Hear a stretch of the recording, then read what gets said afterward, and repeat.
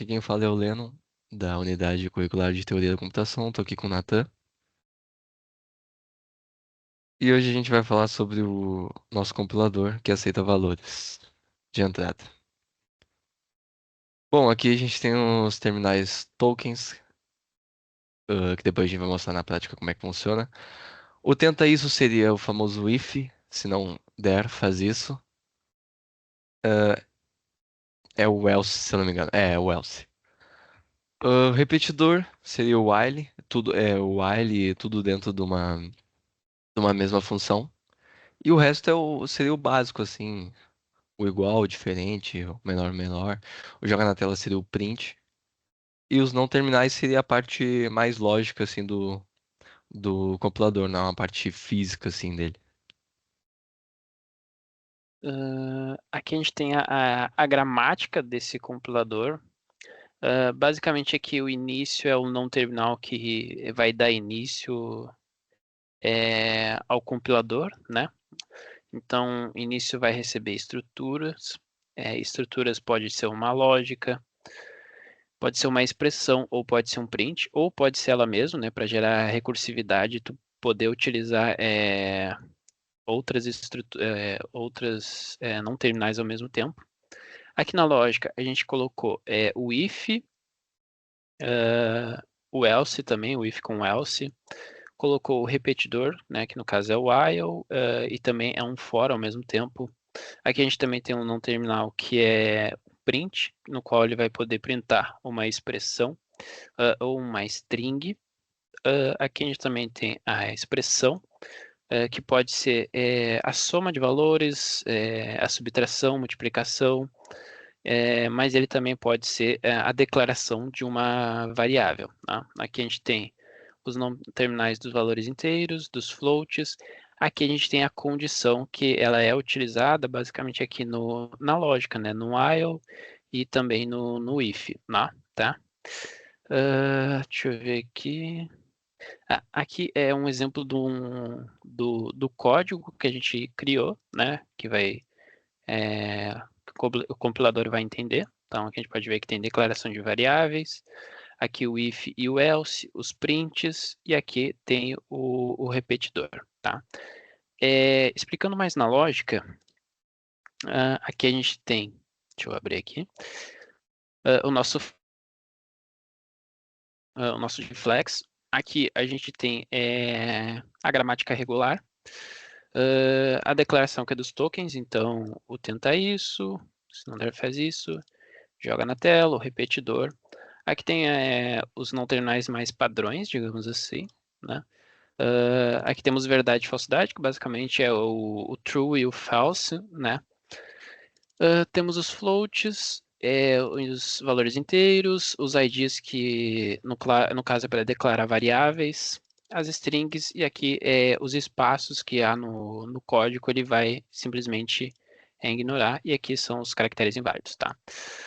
Indo um pouco mais aqui para o parser, inicialmente aqui a gente tem basicamente só para indicar para o Jacob que o arquivo flex se chama flexor, né? Porque aqui eu declarei o nome da variável como flexor.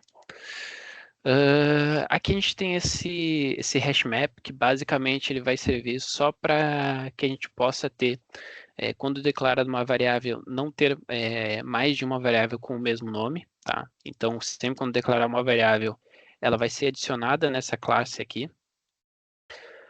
Aqui tem algumas outras informações de configuração do cup, né? Aqui tem as configurações dos terminais.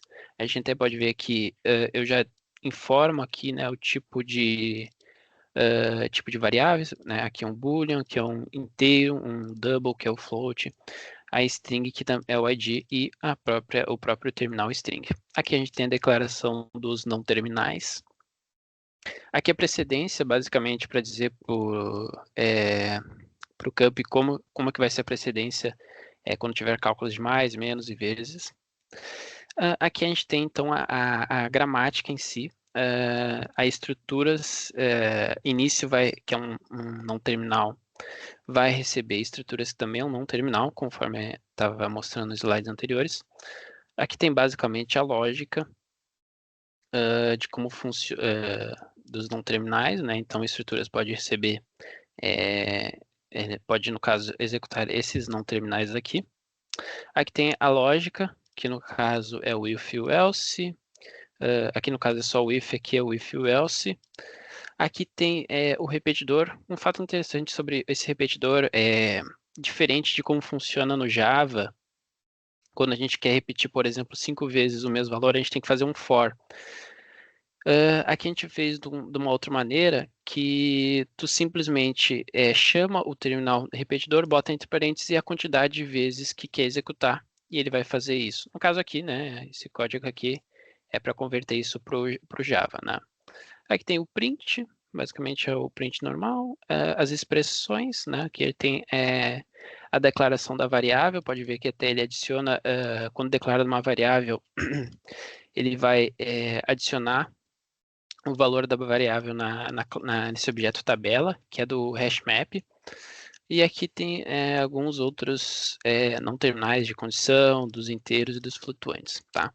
Para a execução desse código, para facilitar, a gente criou um arquivo .bat que vai executar os comandos automaticamente aqui para converter o arquivo para, no caso, gerar o flexer, o cup, aqui para compilar os arquivos e aqui para executar os arquivos. E esse comando aqui a gente basicamente usou para deletar quando ele gerasse as classes, os arquivos Java, mas para facilitar, para subir isso aqui para o GitHub, tá? Então, para executar, eu posso simplesmente executar esse arquivo mesmo, mas eu vou fazer aqui pelo terminal mesmo. Então, eu vou chamar aqui o compila.bat, ele vai gerar os arquivos lexers,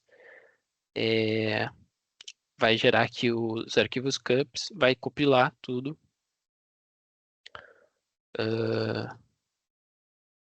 Está compilando, aqui gerou os arquivos compilados. E aqui está executando. Aqui a gente só mostrou na tela só para os tokens que ele identificou, né? Isso aqui é uma informação que é mais para curiosidade, né? E aqui está o resultado do código que foi mostrado ali nos slides. Basicamente aqui ele executa aqui o if, que no caso ele não caiu nesse if aqui, porque eu botei falsidade, eu botei false, e aqui então ele executou o else, e aqui também tem o repetidor, no caso eu falei para ele repetir 5 vezes essa frase aqui tá no for, e depois eu pedi para ele executar 6 vezes o tá no for, então ele executou, na verdade aqui 11 vezes. Até posso fazer uma atualização, tá no teste, eu vou dar um enter aqui só para ele apagar os arquivos, e vou executar de novo. Pode ver que ele vai executar tá no teste 6 vezes e tá no for 5 vezes. Enquanto compila também, a gente criou esse arquivo compilador.java que basicamente ele só vai servir para criar um objeto do tipo do arquivo do Lexer e criar também um arquivo cup e passar, no caso o parser aqui, né? E passar para o parser o arquivo, a classe Flexer, objeto Flexer no caso, né? Então pode ver que aqui, após executar o código, ele executou 5 vezes está no for e 5 vezes, 6 vezes está no teste. Deixa eu ver se tem mais alguma coisa. E seria isso. Isso aqui é uma frasinha feita só para finalizar.